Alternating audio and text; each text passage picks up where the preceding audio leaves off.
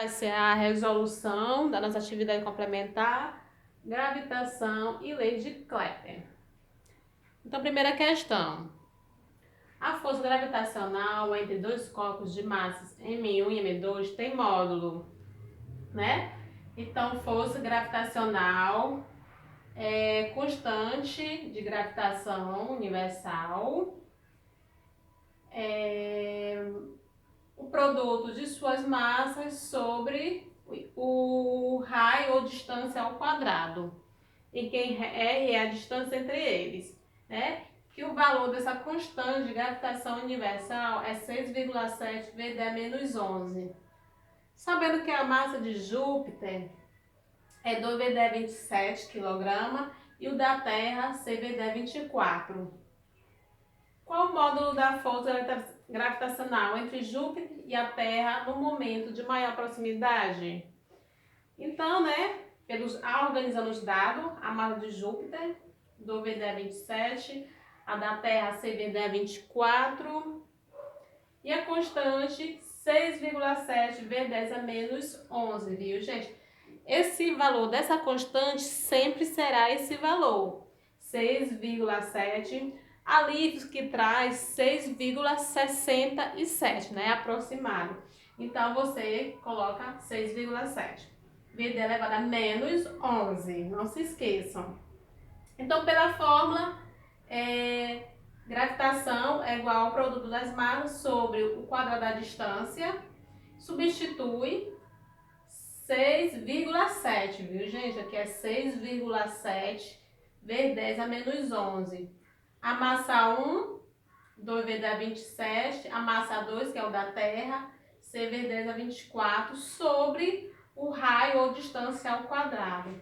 Quando você quer essa distância, tá aqui. 6 vezes 10 elevado a 11, só porque é ao quadrado, não se esqueça.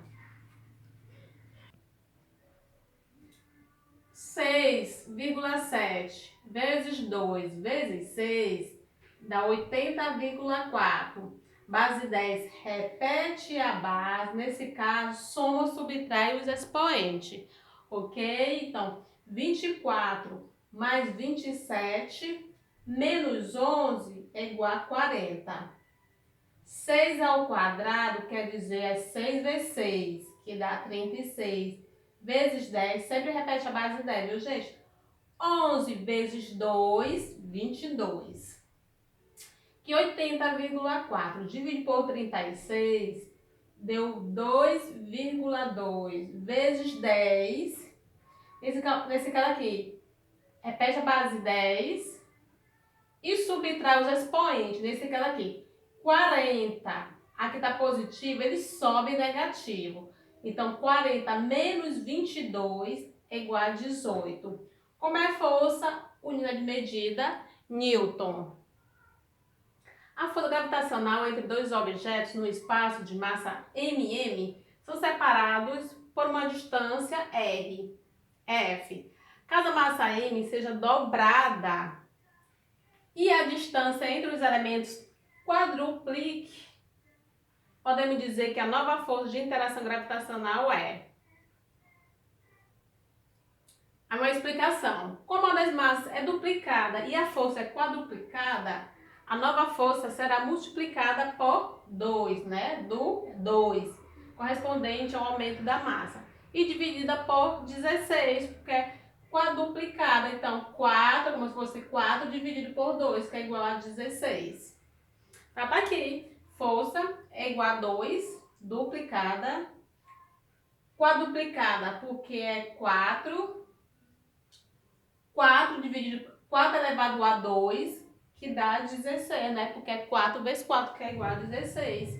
Dividido por 2, simplificando por 2, né? 2 por 2 dá 1, 16 por 2 dá 8. Então fica 1 dividido por 8. A respeito da lei da gravitação universal, marca a alternativa verdadeira. A equação da lei da gravitação universal prevê tanto uma força de atração como a de repulsão. A lei da gravitação adicional prevê a atração somente entre os planetas. Tá bom? Então tá errado. não a repulsão, e sim só a atração. Se a distância entre dois objetos for triplicada, a força gravitacional será 6 vezes menor? Não 6 vezes menor. Se é triplicado, sai 3 elevado a 2, 3 vezes 3, 9. Então, diminui 9 vezes e não 6 vezes. Está errado. Se as massas dos planetas do Sistema Solar sofressem variações consideráveis, nada mudaria, pois a força gravitacional depende apenas da massa do Sol? Não.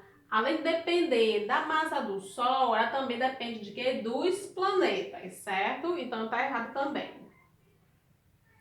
A força gravitacional é diretamente proporcional ao quadrado da distância que separa dois corpos. A força gravitacional é diretamente proporcional ao quadrado? Não, porque força é igual a GMMB. Então, não é diretamente e sim inversamente, porque está dividindo. Ok? Então, errado. Então, a correta é a alternativa E, que a força de atração gravitacional é inversamente proporcional ao quadrado da distância, sim, porque está dividindo, então é inversamente. Correta alternativa é. A força de atração gravitacional entre dois objetos de massa 5 e 100 com a força de 13,4 newton. Determine a distância.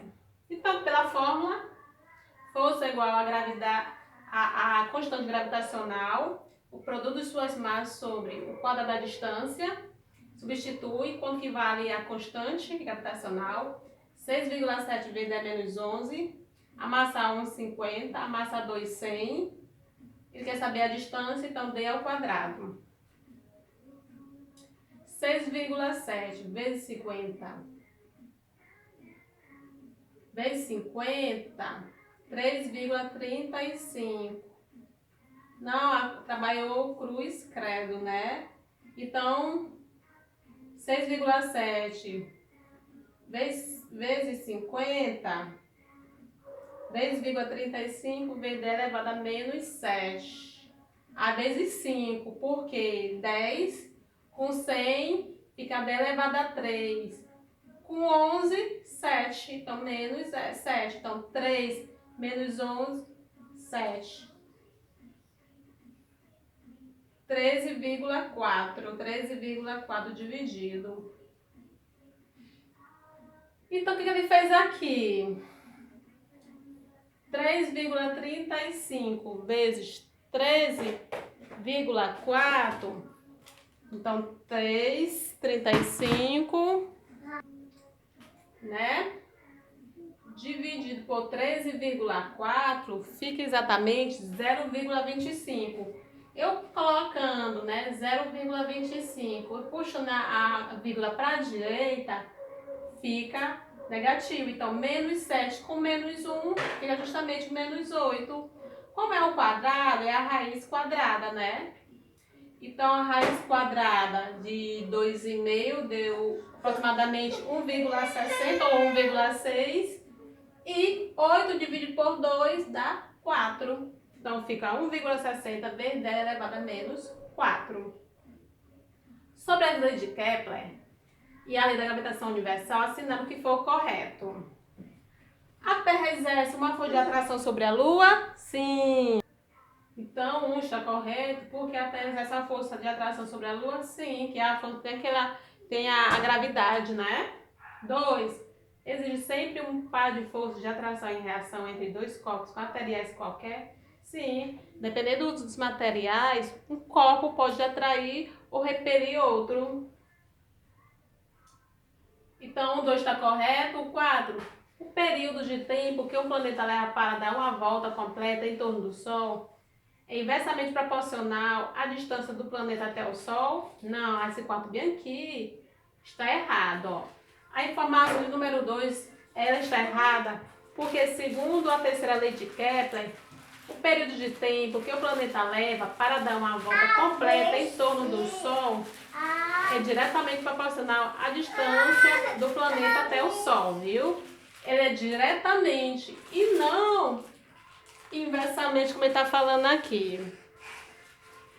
8. O segmento de reta traçado de um planeta ao Sol varrerá áreas iguais em tempos iguais durante a revolução do planeta em torno do Sol? Correto.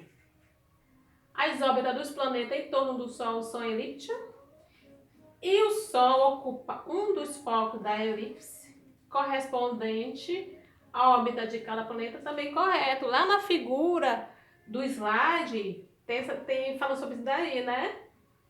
O Sol é elíptico, né? E não redondo, como diz elíptica. O Sol ocupa um dos focos, com certeza. Então a soma, né, é 1, 2, 8 e 16, ok? Então soma. O modelo de universo proposto por Kepler, apesar de heliocêntrico, tinha disparidade com o modelo de Copérnico. Mas o que for correta? No modelo de Copérnico, as trajetórias dos planetas eram circulares. A trajetória. Enquanto no de Kepler, as trajetórias eram elípticas. Sim, né? Como sabemos hoje, as trajetórias dos planetas ao redor do Sol são elípticas. Para Copérnico, circulares. Kepler, elíptica. A letra A está correta. A B, no modelo de Copérnico, a trajetória dos planetas era elíptica? Não, Copérnico, circulares. Errado. Copérnico acreditava que o movimento no céu era circular e uniforme. Não, só circular. Copérnico acreditava também de forma errada, que o movimento do céu era circular e uniforme. Não. Ele sempre mantém, né, essa realidade que ele sempre era circular. E não é de forma errada. Para ele era correto. Sétima. A massa da Terra é de aproximadamente 8 vezes a massa da Lua. E a distância entre os centros de massa desses astros é aproximadamente 60 vezes o raio da Terra. A respeito do sistema Terra-Lua, pode-se afirmar que a Lua gira em torno da Terra com órbita elíptica e um dos focos dessa órbita é o centro de massa da Terra, falso. A Lua gira em torno da Terra, a Terra em volta da Lua. A Lua gira em torno da Terra, com órbita circular. E o centro de massa da Terra era no centro dessa órbita. Circular não, elíptica, né? A Terra e a Lua giram em torno de um ponto comum.